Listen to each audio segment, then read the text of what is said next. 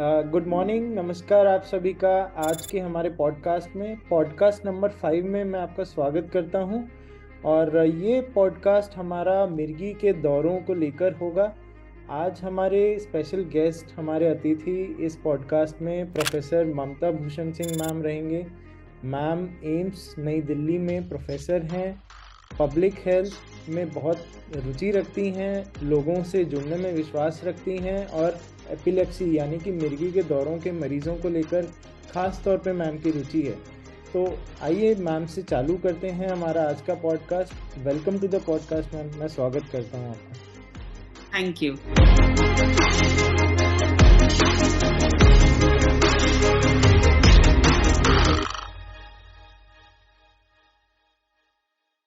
तो पहला सवाल मैम आपसे मेरा रहेगा कि मिर्गी क्या होती है, और अगर किसी को दौरा पड़ा है तो क्या हर किसी दौरा पड़ने वाले इंसान को मिर्गी का रोग हम कह सकते हैं? तो अनुपम, ये आपका प्रश्न जो है, मिर्गी की बीमारी वैसे तो आमतौर पे मेरे ख्याल से काफी लोग इसको मिर्गी के नाम से ही जानते हैं, लेकिन अलग अलग जगहों पे इसके और भी नाम होते हैं। जी मैम। और दौरा जो है, या अंग्रेजी में फिट्स कहते हैं या झटका कहते हैं। तो दौरे की जो बात है, दौरे अगर किसी मरीज को पड़ रहे हैं, या एक दौरा किसी को पड़ा है या दो दौरे पड़े हैं, तो ये जरूरी नहीं है कि उसको मिर्गी है। जी मैम। कभी कभी दौरे किसी ऐसे कारण से पड़ते हैं जो हम बहुत आसानी से पहचान सकते हैं और उनको करेक्ट भी कर सकते हैं। जैसे कि कोई डायबिटिक है, उसने इंसुलिन लगाया, खाना नहीं खाया और उसका ब्लड शुगर 20 हो गया। जी। या किसी को बहुत उल्टियां हो रही हैं, दस्त हो रहे हैं और उसको सोडियम बहुत कम हो गया, शरीर में नमक की मात्रा कम हो गई। ऐसे में उनको एक या दो दौरे पड़ सकते हैं, जी। परंतु ये मिर्गी नहीं है।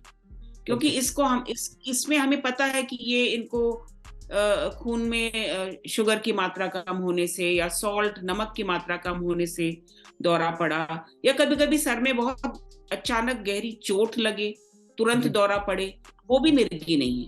जी। इनको हम अंग्रेजी में प्रोवोक्ड सीजर्स कहते हैं। प्रोवोक्ड से आप समझ जाएं, यानी उसका हमारे को कोई प्रोवोकेशन है या कोई कारण है जिसके वजह से ये दौरा पड़ा है।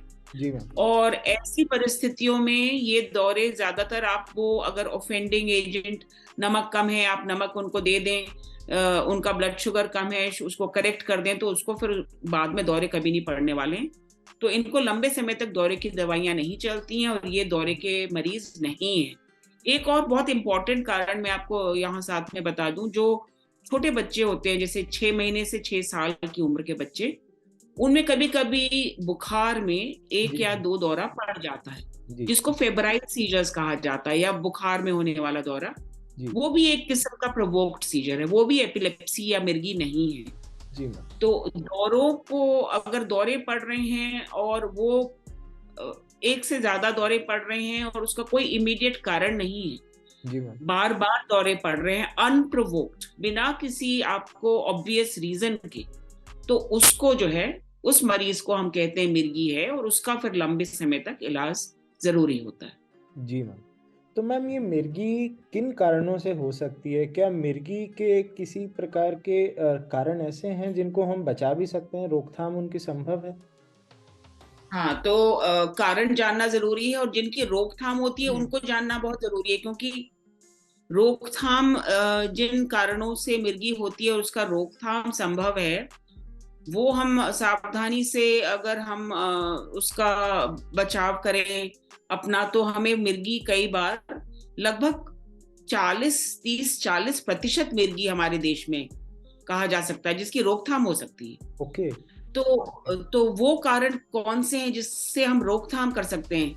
सबसे पहले आप अगर देखिए, ज्यादातर अब धीरे धीरे बदल रही हैं प्रैक्टिसेस, और लोग बच्चा पैदा होने के लिए अस्पतालों में जाते हैं, क्लिनिक में जाते हैं, या primary health centre, district hospital, जो भी उनके पास उपलब्ध है, उनके नजदीक है। लेकिन कई बार अभी भी हम देखते हैं गाँव में स्पेशली, जो कि घरों में बच्चे पैदा होते हैं। जी। ऐसे में जो है, कुछ जन्म के समय हादसा होने की संभावना बढ़ जाती है। जी। बच्चा देरी से रोया और उसका सक्शन वगैरह नहीं किया गया, उसने देरी से सांस ली, तो जी। उसका ब्रेन डैमेज होता है। और उसमें फिर ना केवल उस बच्चे को मिर्गी होएगी, लेकिन और प्रकार की विकलांगता और परेशानियां भी होती हैं। तो ये एक प्रिवेंटेबल कारण है मिर्गी का, जिसकी रोकथाम की जा सकती है। फिर दूसरा जो प्रिवेंटेबल कारण है, मैं आपको पहले बताऊं, क्योंकि उसको जानना बहुत जरूरी है कि हम उससे बच सकें। जी मैम। दूसरा है साफ सफाई का। साफ सफाई से तो बहुत सी बीमारियां हम रोकथाम कर सकते हैं, और मिर्गी भी उनमें से एक है। जो हम एम्स में भी, अस्पताल में जो मिर्गी देखते हैं, लगभग मैं सोचती हूँ 30-40% मरीजों की मिर्गी एक ऐसे पैरासाइट की वजह से होती है जिसको हम न्यूरोसिस्टिसर्कोसिस कहते हैं। जी पेट में जैसे कीड़ा है, वो आम बीमारी है, बच्चों के पेट में कीड़ा होता है, दवाई दी जाती है उसके लिए। जी मैम। एक प्रकार का ऐसा कीड़ा होता है जिसका अंडा दिमाग में चले जाता है, और फिर उससे दौरे पड़ते हैं। जी मैम। अब ये हमारे शरीर में आता कैसे? गंदगी से आता है। जी मैम। अगर हमारा पानी, प्रदूषित पानी से सिंचाई होती है खेतों में, और अगर वही सब्जियां हम ला करके बिना ठीक से धोए खा लें, जी मैम। या कई बार और भी खाने की वस्तुएं जो हैं उनको आप आधा ठीक से ना पकाएं, या जी मैम। गंदगी रहे, तो यानी कि आप साफ सफाई का अगर ध्यान पूरा रखा जाए, पीने का पानी स्वच्छ हो, तो आप न्यूरोसिस्टिसर्कोसिस, जो कि मिर्गी का एक बहुत इंपॉर्टेंट कारण है हमारे देश में और कुछ डेवलपिंग कंट्रीज में, तो उससे भी बचा जा सकता है। जी मैम। फिर तीसरा इंपॉर्टेंट प्रिवेंटेबल जो कारण है जिसकी रोकथाम की जानी चाहिए, वो है चोट सिर में लगना। ओके। बहुत बार हम क्लिनिक में देखते हैं, छोटे छोटे बच्चे जो है, छत पे माँ बाप उनको छोड़ देते हैं, वो वहां से गिर जाते हैं। जी। तो छत पे से गिर के सर में अगर गंभीर चोट लगती है आपको, या किसी भी तरीके से गंभीर चोट लगती है, आप सड़क पे अपना टू व्हीलर चला रहे हैं बिना हेलमेट के, या आप नशे के इन्फ्लुएंस में चला रहे हैं, जी। तो जी। आपके भीषण एक्सीडेंट होते हैं, उसमें आप एक जान बच भी जाए, लेकिन आपको अगर हेड इंजरी हो तो आपको फिर बाद में मिर्गी का रोग तुरंत, मतलब बहुत जल्दी, साल, कुछ महीनों में या कुछ सालों बाद भी हो सकता है। जी। और इस प्रकार की मिर्गी जो चोट लगने के बाद होती है, ये बहुत ही मुश्किल भी होते हैं ये दौरे कंट्रोल करने। जी। तो ये कुछ एक कारण ऐसे हैं जिनकी रोकथाम हो सकती है। इसके अलावा आप दिमाग की कोई भी बीमारी सोचें, स्ट्रोक हो गया किसी को, फालिज हो गया जो, जी। उसके कारण मिर्गी हो सकती है। किसी भी किस्म की गांठ हो, जैसे जी। ट्यूबरक्लोसिस, टीबी की बीमारी है, उसमें ट्यूबरक्लोमा है, दिमाग में गांठ हो गई, कोई भी दिमाग का इन्फेक्शन हो गया, मेनिंजाइटिस, एंसेफेलाइटिस, जी। तो ये सब जो है मिर्गी के कारण बन सकते हैं। जी। यानी कि दिमाग का कोई भी रोग हो, उसके अनेकों लक्षण होंगे, और एक लक्षण ये भी हो सकता है कि आपको मिर्गी हो जाए। जी। कुछ मिर्गियां ऐसी होती हैं, मतलब मैं सोचती हूँ जैसे हमारे देश में लगभग 15 से 20% जो जेनेटिक होती है, यानी कि उसमें आप देखें तो आपको कुछ फैमिली हिस्ट्री मिल सकती है कि परिवार के अन्य सदस्यों में भी ये बीमारी है, लेकिन ये बहुत ही स्मॉल नंबर है, कम संख्या में ये मरीज होते हैं। जी। अधिकतर जो मिर्गी की बीमारी है वो मरीज से ही शुरू होती है। जी। तो मैम, अगर किसी मिर्गी के मरीज से हम संपर्क रखते हैं, उसके आसपास रहते हैं, और यदि उसको हमारे सामने ऐसा दौरा आता है, तो हम उसके दोस्त या हम उसके परिवार के सदस्य होने के नाते उस समय उसको सुरक्षित रखने के लिए क्या कर सकते हैं? हम क्या प्रिकॉशंस, क्या सावधानियां बरत सकते हैं? तो ये जानकारी मेरे समझ से केवल मरीज के रिश्तेदारों, दोस्तों के अलावा, मेरे ख्याल से समाज में जितने ज्यादा लोग जाने ये जानकारी, उतना बेहतर है। क्योंकि कोई जरूरी नहीं है कि मिर्गी के मरीज को अपने घर में ही दौरा पड़ेगा, या अपने दोस्तों के बीच में ही पड़ेगा। वो मेट्रो में जा रहा है, या वो अपने ऑफिस में काम कर रहा है, या स्कूल का बच्चा क्लास में पढ़ रहा है, दौरा तो कहीं भी पड़ सकता है। इसलिए ज्यादा से ज्यादा लोग अगर ये जाने कि अगर किसी को मिर्गी का दौरा पड़ रहा है तो हमें क्या करना है और क्या नहीं करना है, ये जी मैम। दोनों बातें इम्पोर्टेंट हैं। तो सबसे ज्यादा जो खतरा है दौरे के समय, वो क्योंकि ज्यादातर दौरों में मरीज को होश नहीं रहता है, तो जी। होश नहीं होने की वजह से, मतलब कि अगर देखे वो मरीज हाथ पांव पटकता है, उसको झटके आते हैं, सामान्यतः ये एक दौरे का एक प्रकार है। वैसे और भी कई प्रकार के दौरे होते हैं। जी। तो आपको ये देखना है कि अगर मरीज गिर गया है, जमीन पे है या जहां पे भी है, तो उसके आसपास कोई ऐसी वस्तु ना हो जिससे कि हाथ पांव वो पटक रहा है, तो जैसे कोई कांच की वस्तु है या कोई आग है, जिससे उसको नुकसान पहुंच सके, तो वो सब चीजें वहां से हटा देनी चाहिए। जी मरीज के कोई टाइट कपड़े हैं, टाई बांधा हुआ है या बेल्ट कस के बांधी हुई है, वो सब थोड़ा ढीला कर दें। जब भी संभव हो मरीज को थोड़ा सा दाएं या बाएं करवट से लिटा दें, जी क्योंकि दौरे के समय अक्सर ये होता है मुंह से बहुत थूक तो निकलता है, साथ में कई बार जबान कट जाने की वजह से खून भी निकल रहा होता है। जी अगर मरीज पीठ के बल लेटा रहेगा तो पॉसिबल है, संभव है कि उसको ये थूक या खून उसके सांस के रास्ते में चला जाए, उसका दम घुट जाए। जी और अगर करवट से हम लेटा देते हैं तो ये चीजें बाहर आ जाती हैं, तो इसलिए मरीज को खतरा नहीं रहता। जी तो ये चीजें तो आपको करनी है और आपको मरीज के बगल में खड़ा रहना है। ज्यादातर दौरे कुछ मिनट के होते हैं, 2 3 4 मिनट से ज्यादा नहीं चलते हैं। जी जी और फिर मरीज ज्यादातर या तो थोड़ी सुस्त होकर कुछ देर सो जाता है, या कभी कभी तो तुरंत उठता है लेकिन थोड़ा कंफ्यूज रहता है, और कुछ समय बाद फिर वो सामान्य हो जाता है। जी जी तो कुछ चीजें हैं जो लोग करते हैं और नहीं करना चाहिए, जैसे कि लोग सोचते हैं कि मरीज की जबान दौरे के समय कटती है, ये सही बात है, जी लेकिन आप उसके लिए कुछ कर नहीं सकते। कुछ लोग जो है मरीज का दांत खोल के जबरदस्ती या कोई वस्तु उसके मुंह में डालने की, जैसे चम्मच घुसेड़ने की कोशिश करते हैं। ये जी सब बहुत खतरनाक हो सकता है। कई बार हमारे मरीजों में भी हुआ है कि आप कोई चीज घुसेड़ रहे, मरीज का दांत टूट गया और जी वो पीछे जाके सांस के नली में फंस गया। जी तो जी मरीज के मुंह में कोई भी चीज डालने की कोशिश ना करें, अपना हाथ भी डालने की कोशिश ना करें। जी और जब तक मरीज को पूरी तरह होश ना आ जाए उसको पानी देने की कोशिश ना करें। कई लोग सोचते हैं पानी पिलाने की कोशिश करते हैं, तो जी ये भी बहुत खतरनाक हो सकता है मरीज के लिए। जी उसको दबाने की, पकड़ने की कोशिश ना करें। और कई बार कंधे भी उनके डिस्लोकेट हो जाते हैं, मतलब क्योंकि वो इतना कन्वर्जन्स जो झटके हैं वो इतने स्ट्रांग होते हैं। जी आप उस वक्त अगर दबाएंगे, मरीज को पकड़ेंगे, रिस्ट्रेन करने की कोशिश करेंगे, तो उसके हड्डियां टूट सकती हैं, उसका कंधा उखड़ सकता है। जबड़ा लोग खोलने की कोशिश करते हैं, वो भी टूट जाता है कई बार। तो आप जी मरीज को दबाए नहीं, पकड़े नहीं, उसको किसी भी किस्म से दौरे बंद करने की हाथ से अपनी कोशिश न करें, वो दौरे अपने आप ही बंद होते हैं। जी तो ये चीजों का आपको ध्यान रखना है। फिर एक बात और है कि आपको हर दौरे में मरीज को दौड़ के भाग के डॉक्टर के पास नहीं ले जाना है, क्योंकि जी वो तो 2 3 मिनट में ठीक हो जाता है, खत्म हो जाता है। जी परंतु कुछ स्पेसिफिक सिचुएशंस हैं जहां पे आपको डॉक्टर के पास जल्दी से जल्दी पहुंचना चाहिए। जी वो तब है कि जब आपके मरीज का दौरा, एक दौरे के बाद दूसरा, उसके बाद तीसरा, मतलब एक के बाद एक दौरे पड़ रहे, रुक नहीं रहे।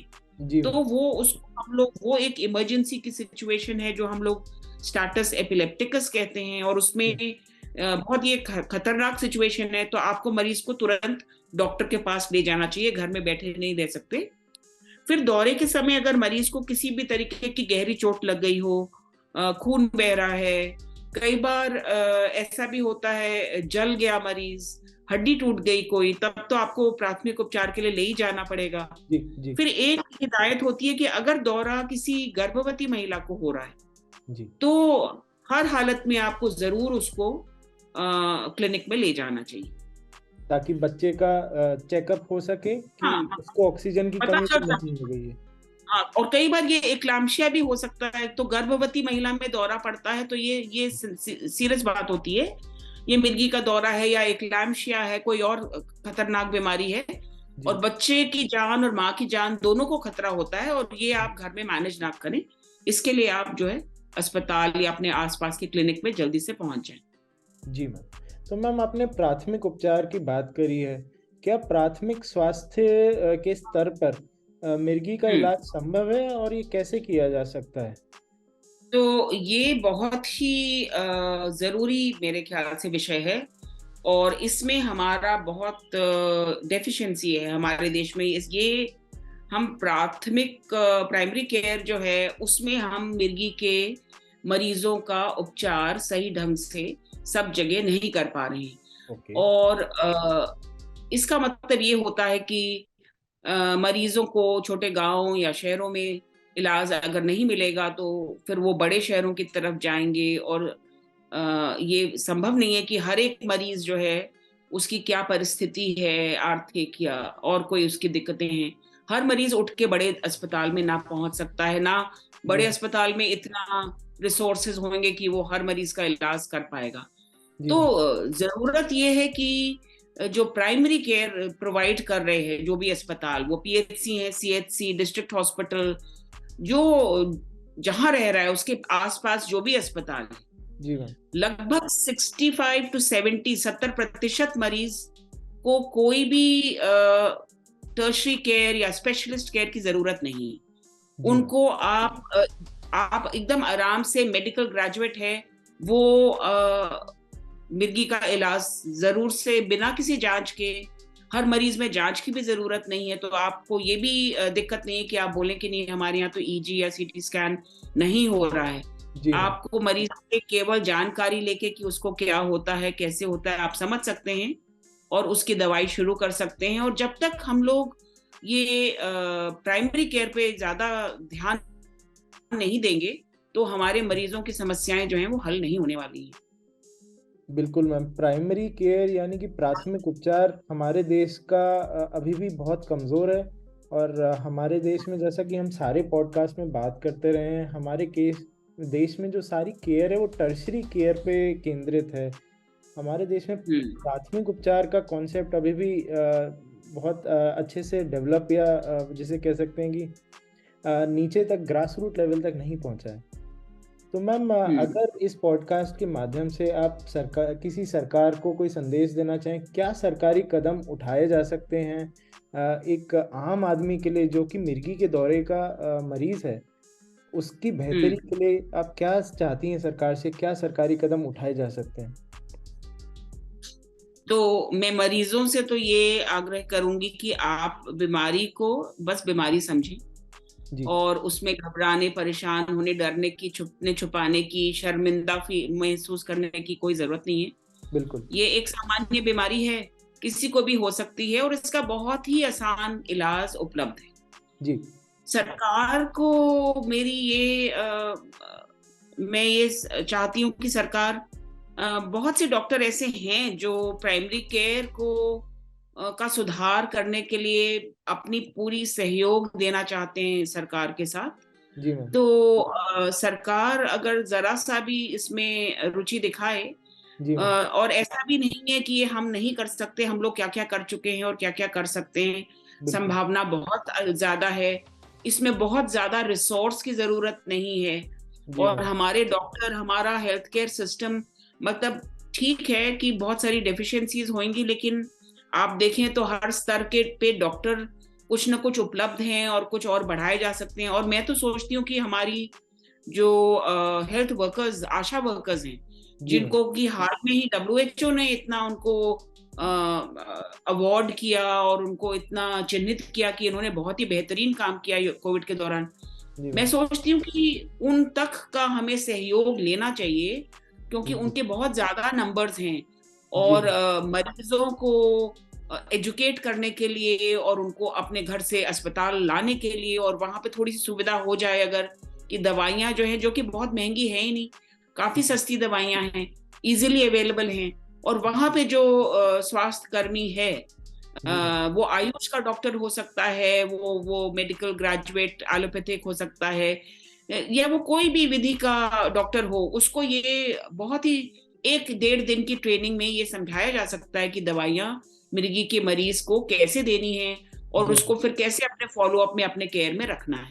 तो थोड़ी सी अगर हमारे तरफ से कोशिश, सरकार के तरफ से हो, तो ये बहुत संभव है। और इसके बिना जो है मरीजों का पूरी तरह से इलाज संभव हमारे देश में नहीं लगता है हमको। मैम, क्या आपको लगता है स्कूली स्तर पर अगर हम बच्चों को बेसिक एजुकेशन, सामान्य शिक्षा दें इस चीज़ की कि किसी दौरे के मरीज़ को आप उस टाइम पे कैसे संभाल सकते हैं? जैसे कि आपने कहा कि उसको दाईं या बाईं करवट लेटा दिया जाए, और उस टाइम का जो 2 से 3 मिनट का मैनेजमेंट है, वो हम क्या स्कूली स्तर पे बच्चों को सिखाएं तो कुछ फ़ायदा होगा आपके हिसाब से? हाँ, बहुत फायदा होगा। और ये हमारे एक कॉलीग लुधियाना या पंजाब में कहीं पे कुछ कर भी रहे हैं, यानी कि एक कॉन्सेप्ट है कि एपिलेप्सी रेडी स्कूल्स। जी क्योंकि मैम। देखिए ये बीमारी बहुत से बच्चों में होती है, बिल्कुल। दुर्भाग्यवश, क्योंकि हम यही देखते हैं कि ज्यादातर बच्चे दौरा पड़ने के बाद उनके टीचर्स उनको ये कह देते हैं कि अब आपको स्कूल आने की जरूरत नहीं है, जब आप ठीक हो जाएं तब आप आएं। परंतु ये बीमारी का इलाज तो कई सालों तक चलता है, और स्कूल जाने की तो एक उम्र है। तो अगर हम बोलेंगे कि आप बीमारी ठीक करके आए, तो फिर अधिकतर यही होता है कि वो बच्चे बिना पढ़ाई लिखाई के रह जाते हैं। तो ये बहुत जरूरी है कि स्कूल में हमें ये मैसेज जो है, एक तो टीचर्स को सामान्य ये मिर्गी के मरीज को कैसे हैंडल करना है, प्राइमरी केयर क्या है, टीचर्स को भी बताना होगा। और जो बच्चे समझदार हैं, 5th 6th और उसके बाद के बच्चे, उनको ये बीमारी के बारे में अगर हम उनके करिकुलम में सामान्य बीमारियां जो हैं, इंक्लूडिंग ये बीमारी भी, कि ये एक बीमारी है जिससे कि बच्चे डरे ना, घबराए ना। उनके दिमाग में, माँ बाप के दिमाग में भी ये शक होता है कि ये छूत की बीमारी है। हाँ। तो बहुत बार बच्चे को इसलिए निकाल दिया जाता है स्कूल से, क्योंकि लोग सोचते हैं छूत की बीमारी है, ये बच्चा आएगा तो बाकी बच्चों को भी हो जाएगी। हाँ। तो ये सब एकदम ही बकवास है, ये तो एकदम इसमें सत्य नहीं है। तो ये जानकारी बच्चों को, स्कूल के अध्यापक को, बाकी बच्चों के माँ बाप को अगर सबके साथ शेयर की जाए, तो शायद अगर किसी बच्चे को मिर्गी हो तो उसको फिजूल का उसको स्कूल से ना निकाला जाए, और वो भी अपनी पढ़ाई पूरी कर सकेंगे।